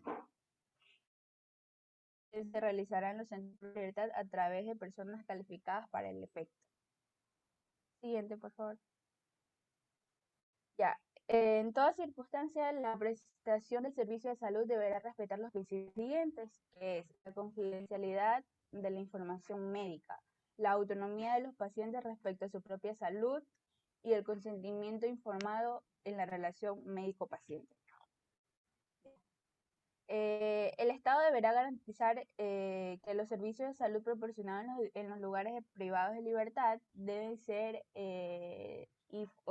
deben funcionar en estrecha coordinación con los de la salud pública, es decir, con los que nos prestan a nosotros que estamos libres, y de manera que las políticas y las prácticas de salud sean iguales.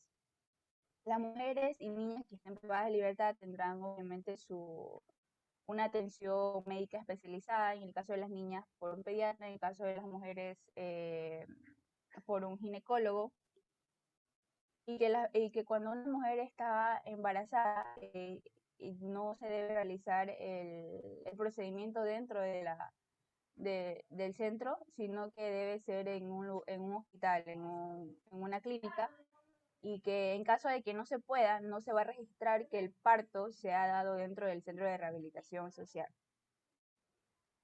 Ya, siguiente. Ahora tenemos los problemas reales que presentan las personas privadas de libertad. Uno de estos es la situación de personas recluidas, que tienen 3 características que definen la situación de las personas encarceladas en Ecuador. Primero, la corrupción del sistema penitenciario. Segundo, la dependencia económica del preso de su familia para poder sobrevivir en el encierro, y la violación sistemática de los derechos humanos de las personas recluidas. Como muchos sabemos, hay personas que dentro de la cárcel viven como si estuvieran en una casa, solo que sin salir de ella, porque tienen absolutamente todo. Entonces la corrupción es lo que más hay en los centros penitenciarios. Se dice que el sistema de corrupción que opera dentro de las instituciones penitenciarias ecuatorianas se funda en relación personalista que tiene el funcionario con el interno. Ya, ahora, en este contexto, la persona que entra a una cárcel para poder para poder sobrevivir, tiene que pagar. Y los gastos que más hacen es en la compra de una celda, algún negocio y de la alimentación. Ahora tenemos otro problema que se vio, que hubieron 727 contagios y 23 personas fallecidas. A pesar del estado de excepción y todo lo que empezó en el 16 de marzo del 2020, a los centros de rehabilitación social no se pudo prevenir que ingrese el virus. Es por eso que hubieron 727 contagios y 23 personas fallecidas. Empezó el 6 de abril del 2020, donde se informó que hasta ese momento no habían casos sospechosos ni decesos a causa del COVID. Pero ya el 11 de abril del 2020, pese a las medidas de aislamiento y todo, se confirmó que en Quito un agente de seguridad penitenciario había dado positivo al COVID-19. Y el 17 de abril se informó que una persona en privación de libertad falleció por neumonía viral por COVID-19 positivo. Siguiente, por favor. Ya, aquí tenemos a otro de los problemas, y que no pude anotarlos hoy porque fue recientemente, es el amotinamiento que hubo en 3 cárceles de aquí del Ecuador, que como se pudo observar en las noticias y se pudo leer, incluso hasta videos.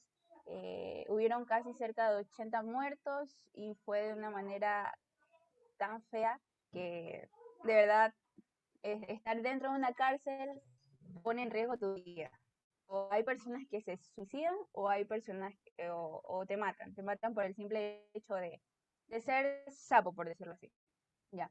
Un ejemplo de esto, de lo que le voy a hablar, son cronologías sobre la situación carcelaria en el Ecuador en el periodo 2018 a junio del 2020.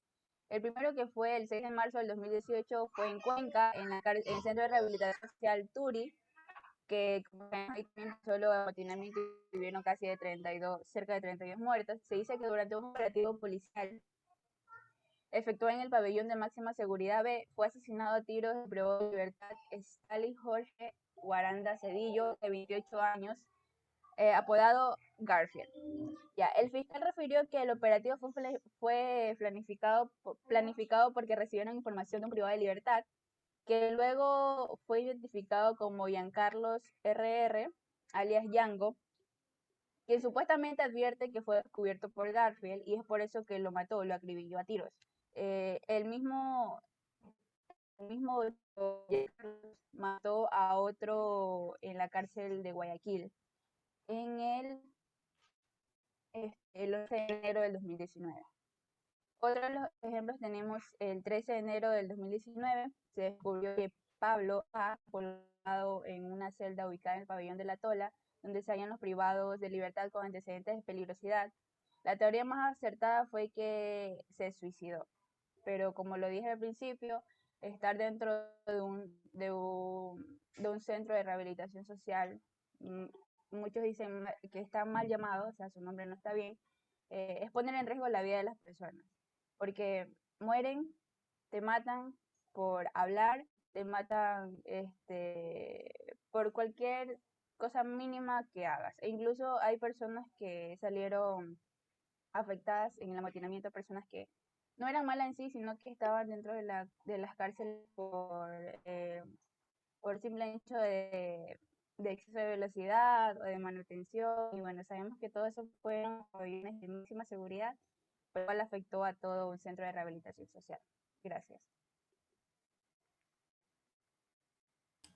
Bueno, muy bien, ustedes han analizado la situación, pero a mí me gustaría conocer un poco más de esta situación, de la opinión de ustedes. ¿Por qué creen ustedes que pasó el amotinamiento de la semana pasada? Bueno, el amotinamiento es lo de menos, sino los asesinatos dentro de las cárceles, de distintas cárceles en el Ecuador. ¿Qué opinan ustedes? Por favor, me gustaría saber cuáles serían las causas reales, ¿no?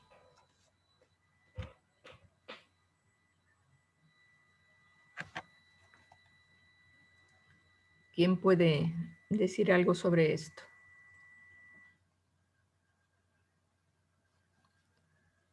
¿Nadie opina, señores? Solo pueden opinar los del grupo, doctora. Todos los de... Ah, ok. Yo, según tengo entendido, creo que fue por una disputa de poder, si no me equivoco. Bueno, ese fue el desencadenamiento inmediato, la disputa de poder y las muertes, que más bien eran las muertes por venganza, porque eran bandas rivales, entonces estaban vengando la muerte de un cabecilla que murió aquí en Manta precisamente, ¿no? Pero, o sea, las causas profundas, ¿cuáles son esas causas que han provocado esta situación? Porque en una cárcel, supuestamente que es un centro de rehabilitación social, que como decía la compañera, no está, el nombre no es el adecuado porque no hay rehabilitación social. Entonces, ¿qué está ocurriendo y cuáles son las causas profundas? Yo creo que más bien es por falta de control de las autoridades que se dan este tipo de situaciones, a entrar armas y todas estas cosas a estos centros. Yo también creo que depende bastante de que en sí hay demasiada corrupción y permiten que, o sea, las personas que están dentro de una cárcel ni siquiera deberían tener, o sea, tener acceso a todo lo que tienen, como teléfonos y ese tipo de cosas, según yo. Entonces, sobornan mucho a los guardias, a los comandantes y todos los mismos narcotraficantes, a las personas que tengan poder fuera de la cárcel. Y como que las órdenes siempre vienen desde afuera. Ok, bueno, ustedes lo están diciendo. Pasa algo que ustedes también han nombrado, que es la sobrepoblación o el hacinamiento de las cárceles. Pero ¿por qué pasa el hacinamiento de las cárceles? Miren, en el país, que dicen que hay más o menos 38.000 privados de libertad, más o menos el 40% de esos 38.000, unos 16.000, todavía no tienen sentencia firme. O sea, pueden ser o culpables o inocentes porque todavía no han sido juzgados.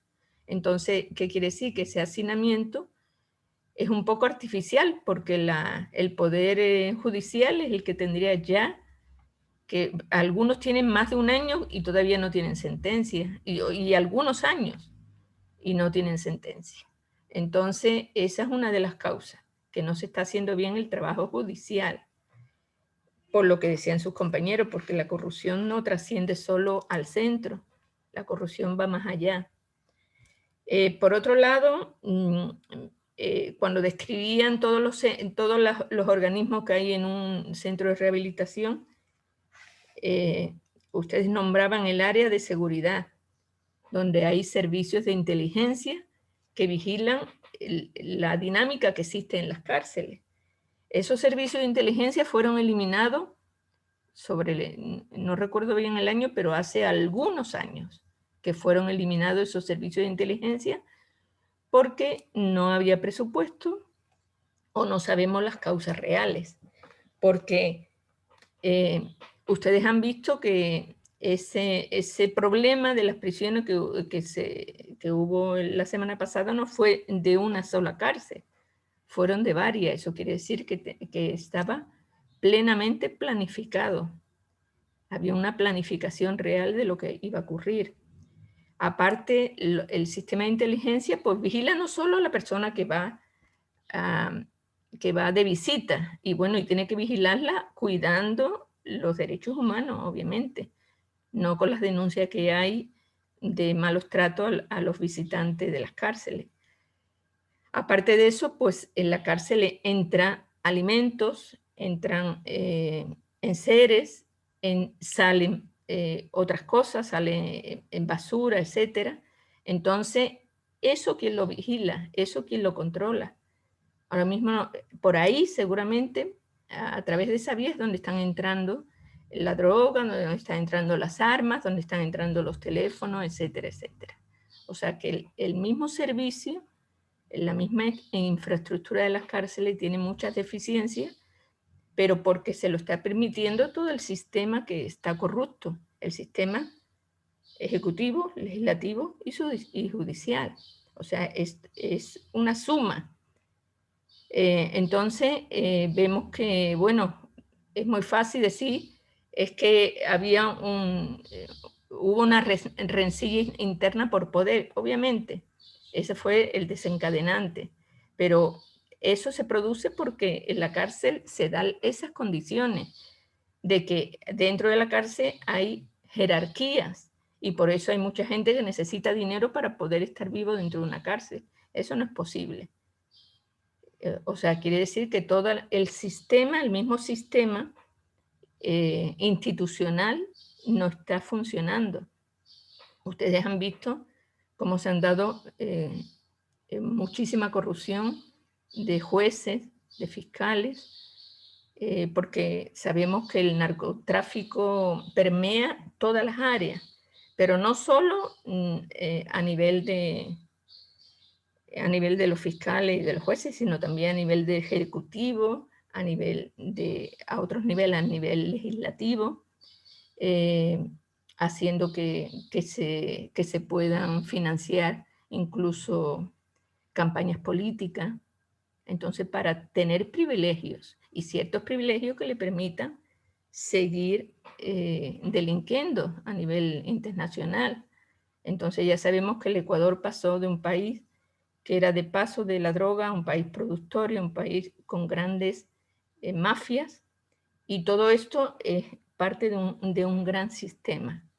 Entonces, vemos que en las cárceles, también hemos visto en la presentación que efectivamente en las cárceles los presos que tienen, deben de cumplirse sus derechos, también deben de tener una ocupación, o sea, los presos tienen que estar dedicados a estudiar y a trabajar, a aprender un oficio, y también los que puedan estudiar a terminar sus estudios.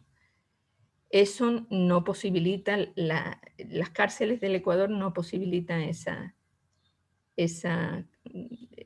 situación, porque ni siquiera hay presupuesto para una buena comida, peor un presupuesto para programas de educación y para programas, incluso programas de rehabilitación de drogas, de alcoholismo, pero ya programas institucionales, no programas que vengan un ratito a hacer algún programita pequeño en una cárcel, no, tiene que ser a nivel institucional, y eso no hay. Bueno, yo, por ejemplo, yo conozco, de lo que yo conozco en España, por ejemplo, hay eso, el régimen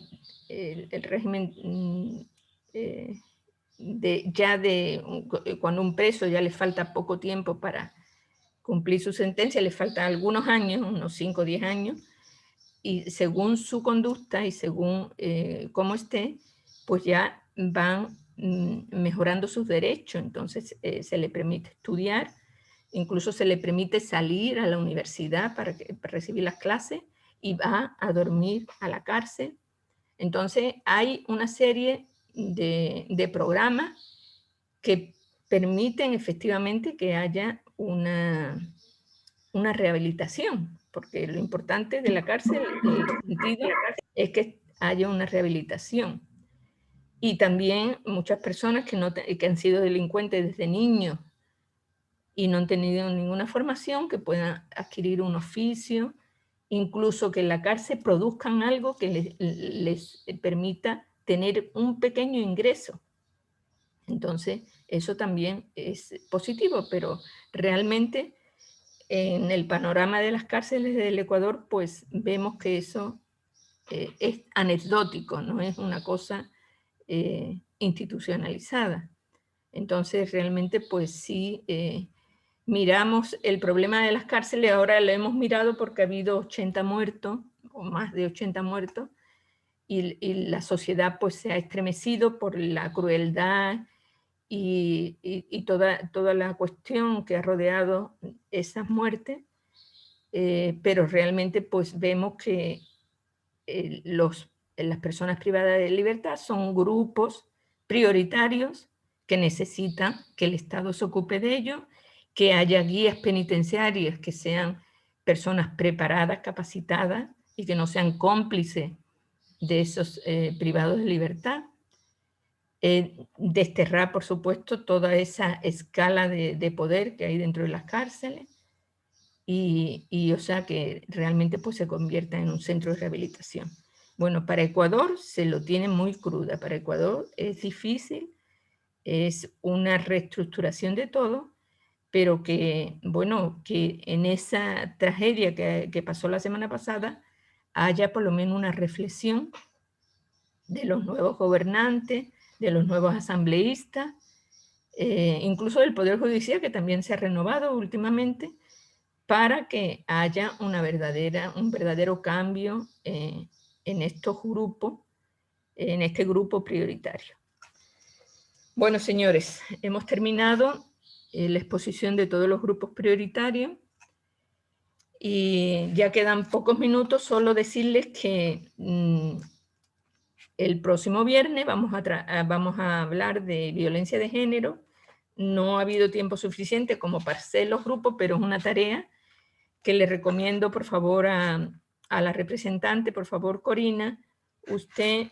Tenemos que hacer 3 grupos, 2 grupos de 12 y un grupo de 11, porque se van a dar, después del tema que yo voy a hablar el próximo día, el viernes, el próximo lunes se tendrá un debate. Y el debate se va a hacer sobre 3 temas. 3 temas que los temas generales son discriminación de género. Y los 3 temas van a ser machismo y violencia de género. Por otro lado, matrimonio igualitario y adopción de hijos. Y despenalización del aborto en violaciones de menores de 15 años. Entonces, son 3 temas que tienen que ver con la discriminación de género. Los estudiantes se dividirán en 3 grupos y dentro de cada grupo, esos grupos de 12, 12 y 11, Dentro de cada grupo habrá una parte a favor, otra parte en contra, una persona que va a ser la presentadora facilitadora, habrá una ponencia a favor, una ponencia en contra, que harán 2 o 3 estudiantes, y también preguntas. Entonces, exactamente igual que hicimos el debate anterior, con estos 3 temas. Entonces, yo lo que quiero es que vayamos adelantando y hagamos los grupos, y si es posible hacer la división de los temas, que les repito, el primer tema es machismo y violencia de género, el segundo tema, matrimonio igualitario y adopción de hijos, y el tercer tema de debate es despenalización del aborto en violaciones de menores de 15 años. Entonces, por favor. Una pregunta. Sí. ¿Usted va en el aula virtual a subir? Sí, yo voy a subir esta tarde mismo, voy a subir la tarea, pero yo quisiera que antes del viernes, ya el viernes, o sea, en estos días, ya si es posible, mañana, para que ustedes ya puedan empezar a preparar la ponencia y todo lo demás, porque el debate va a ser el próximo lunes. Entonces, yo quisiera que ustedes adelanten y eso se puede hacer en estos días. Entonces, yo ahora, más tarde, ya va a estar subida esa tarea al aula para que ustedes no tengan duda cuáles son los temas, pero yo sí quiero que me manden a mi WhatsApp en el grupo, en el chat del grupo, manden los 3 grupos, o sea, las personas que integran los 3 grupos. Entonces, para ya poder yo añadir eso también a la tarea, aunque yo voy a poner la tarea así nomás y después la editaré con los grupos que ustedes formen. ¿Ok? Bueno, señores, entonces hemos terminado y espero esos grupos y nos veríamos el viernes. ¿De acuerdo? Muchísimas gracias. Buenos días. Gracias, doctora. Pase bien. Gracias a ustedes.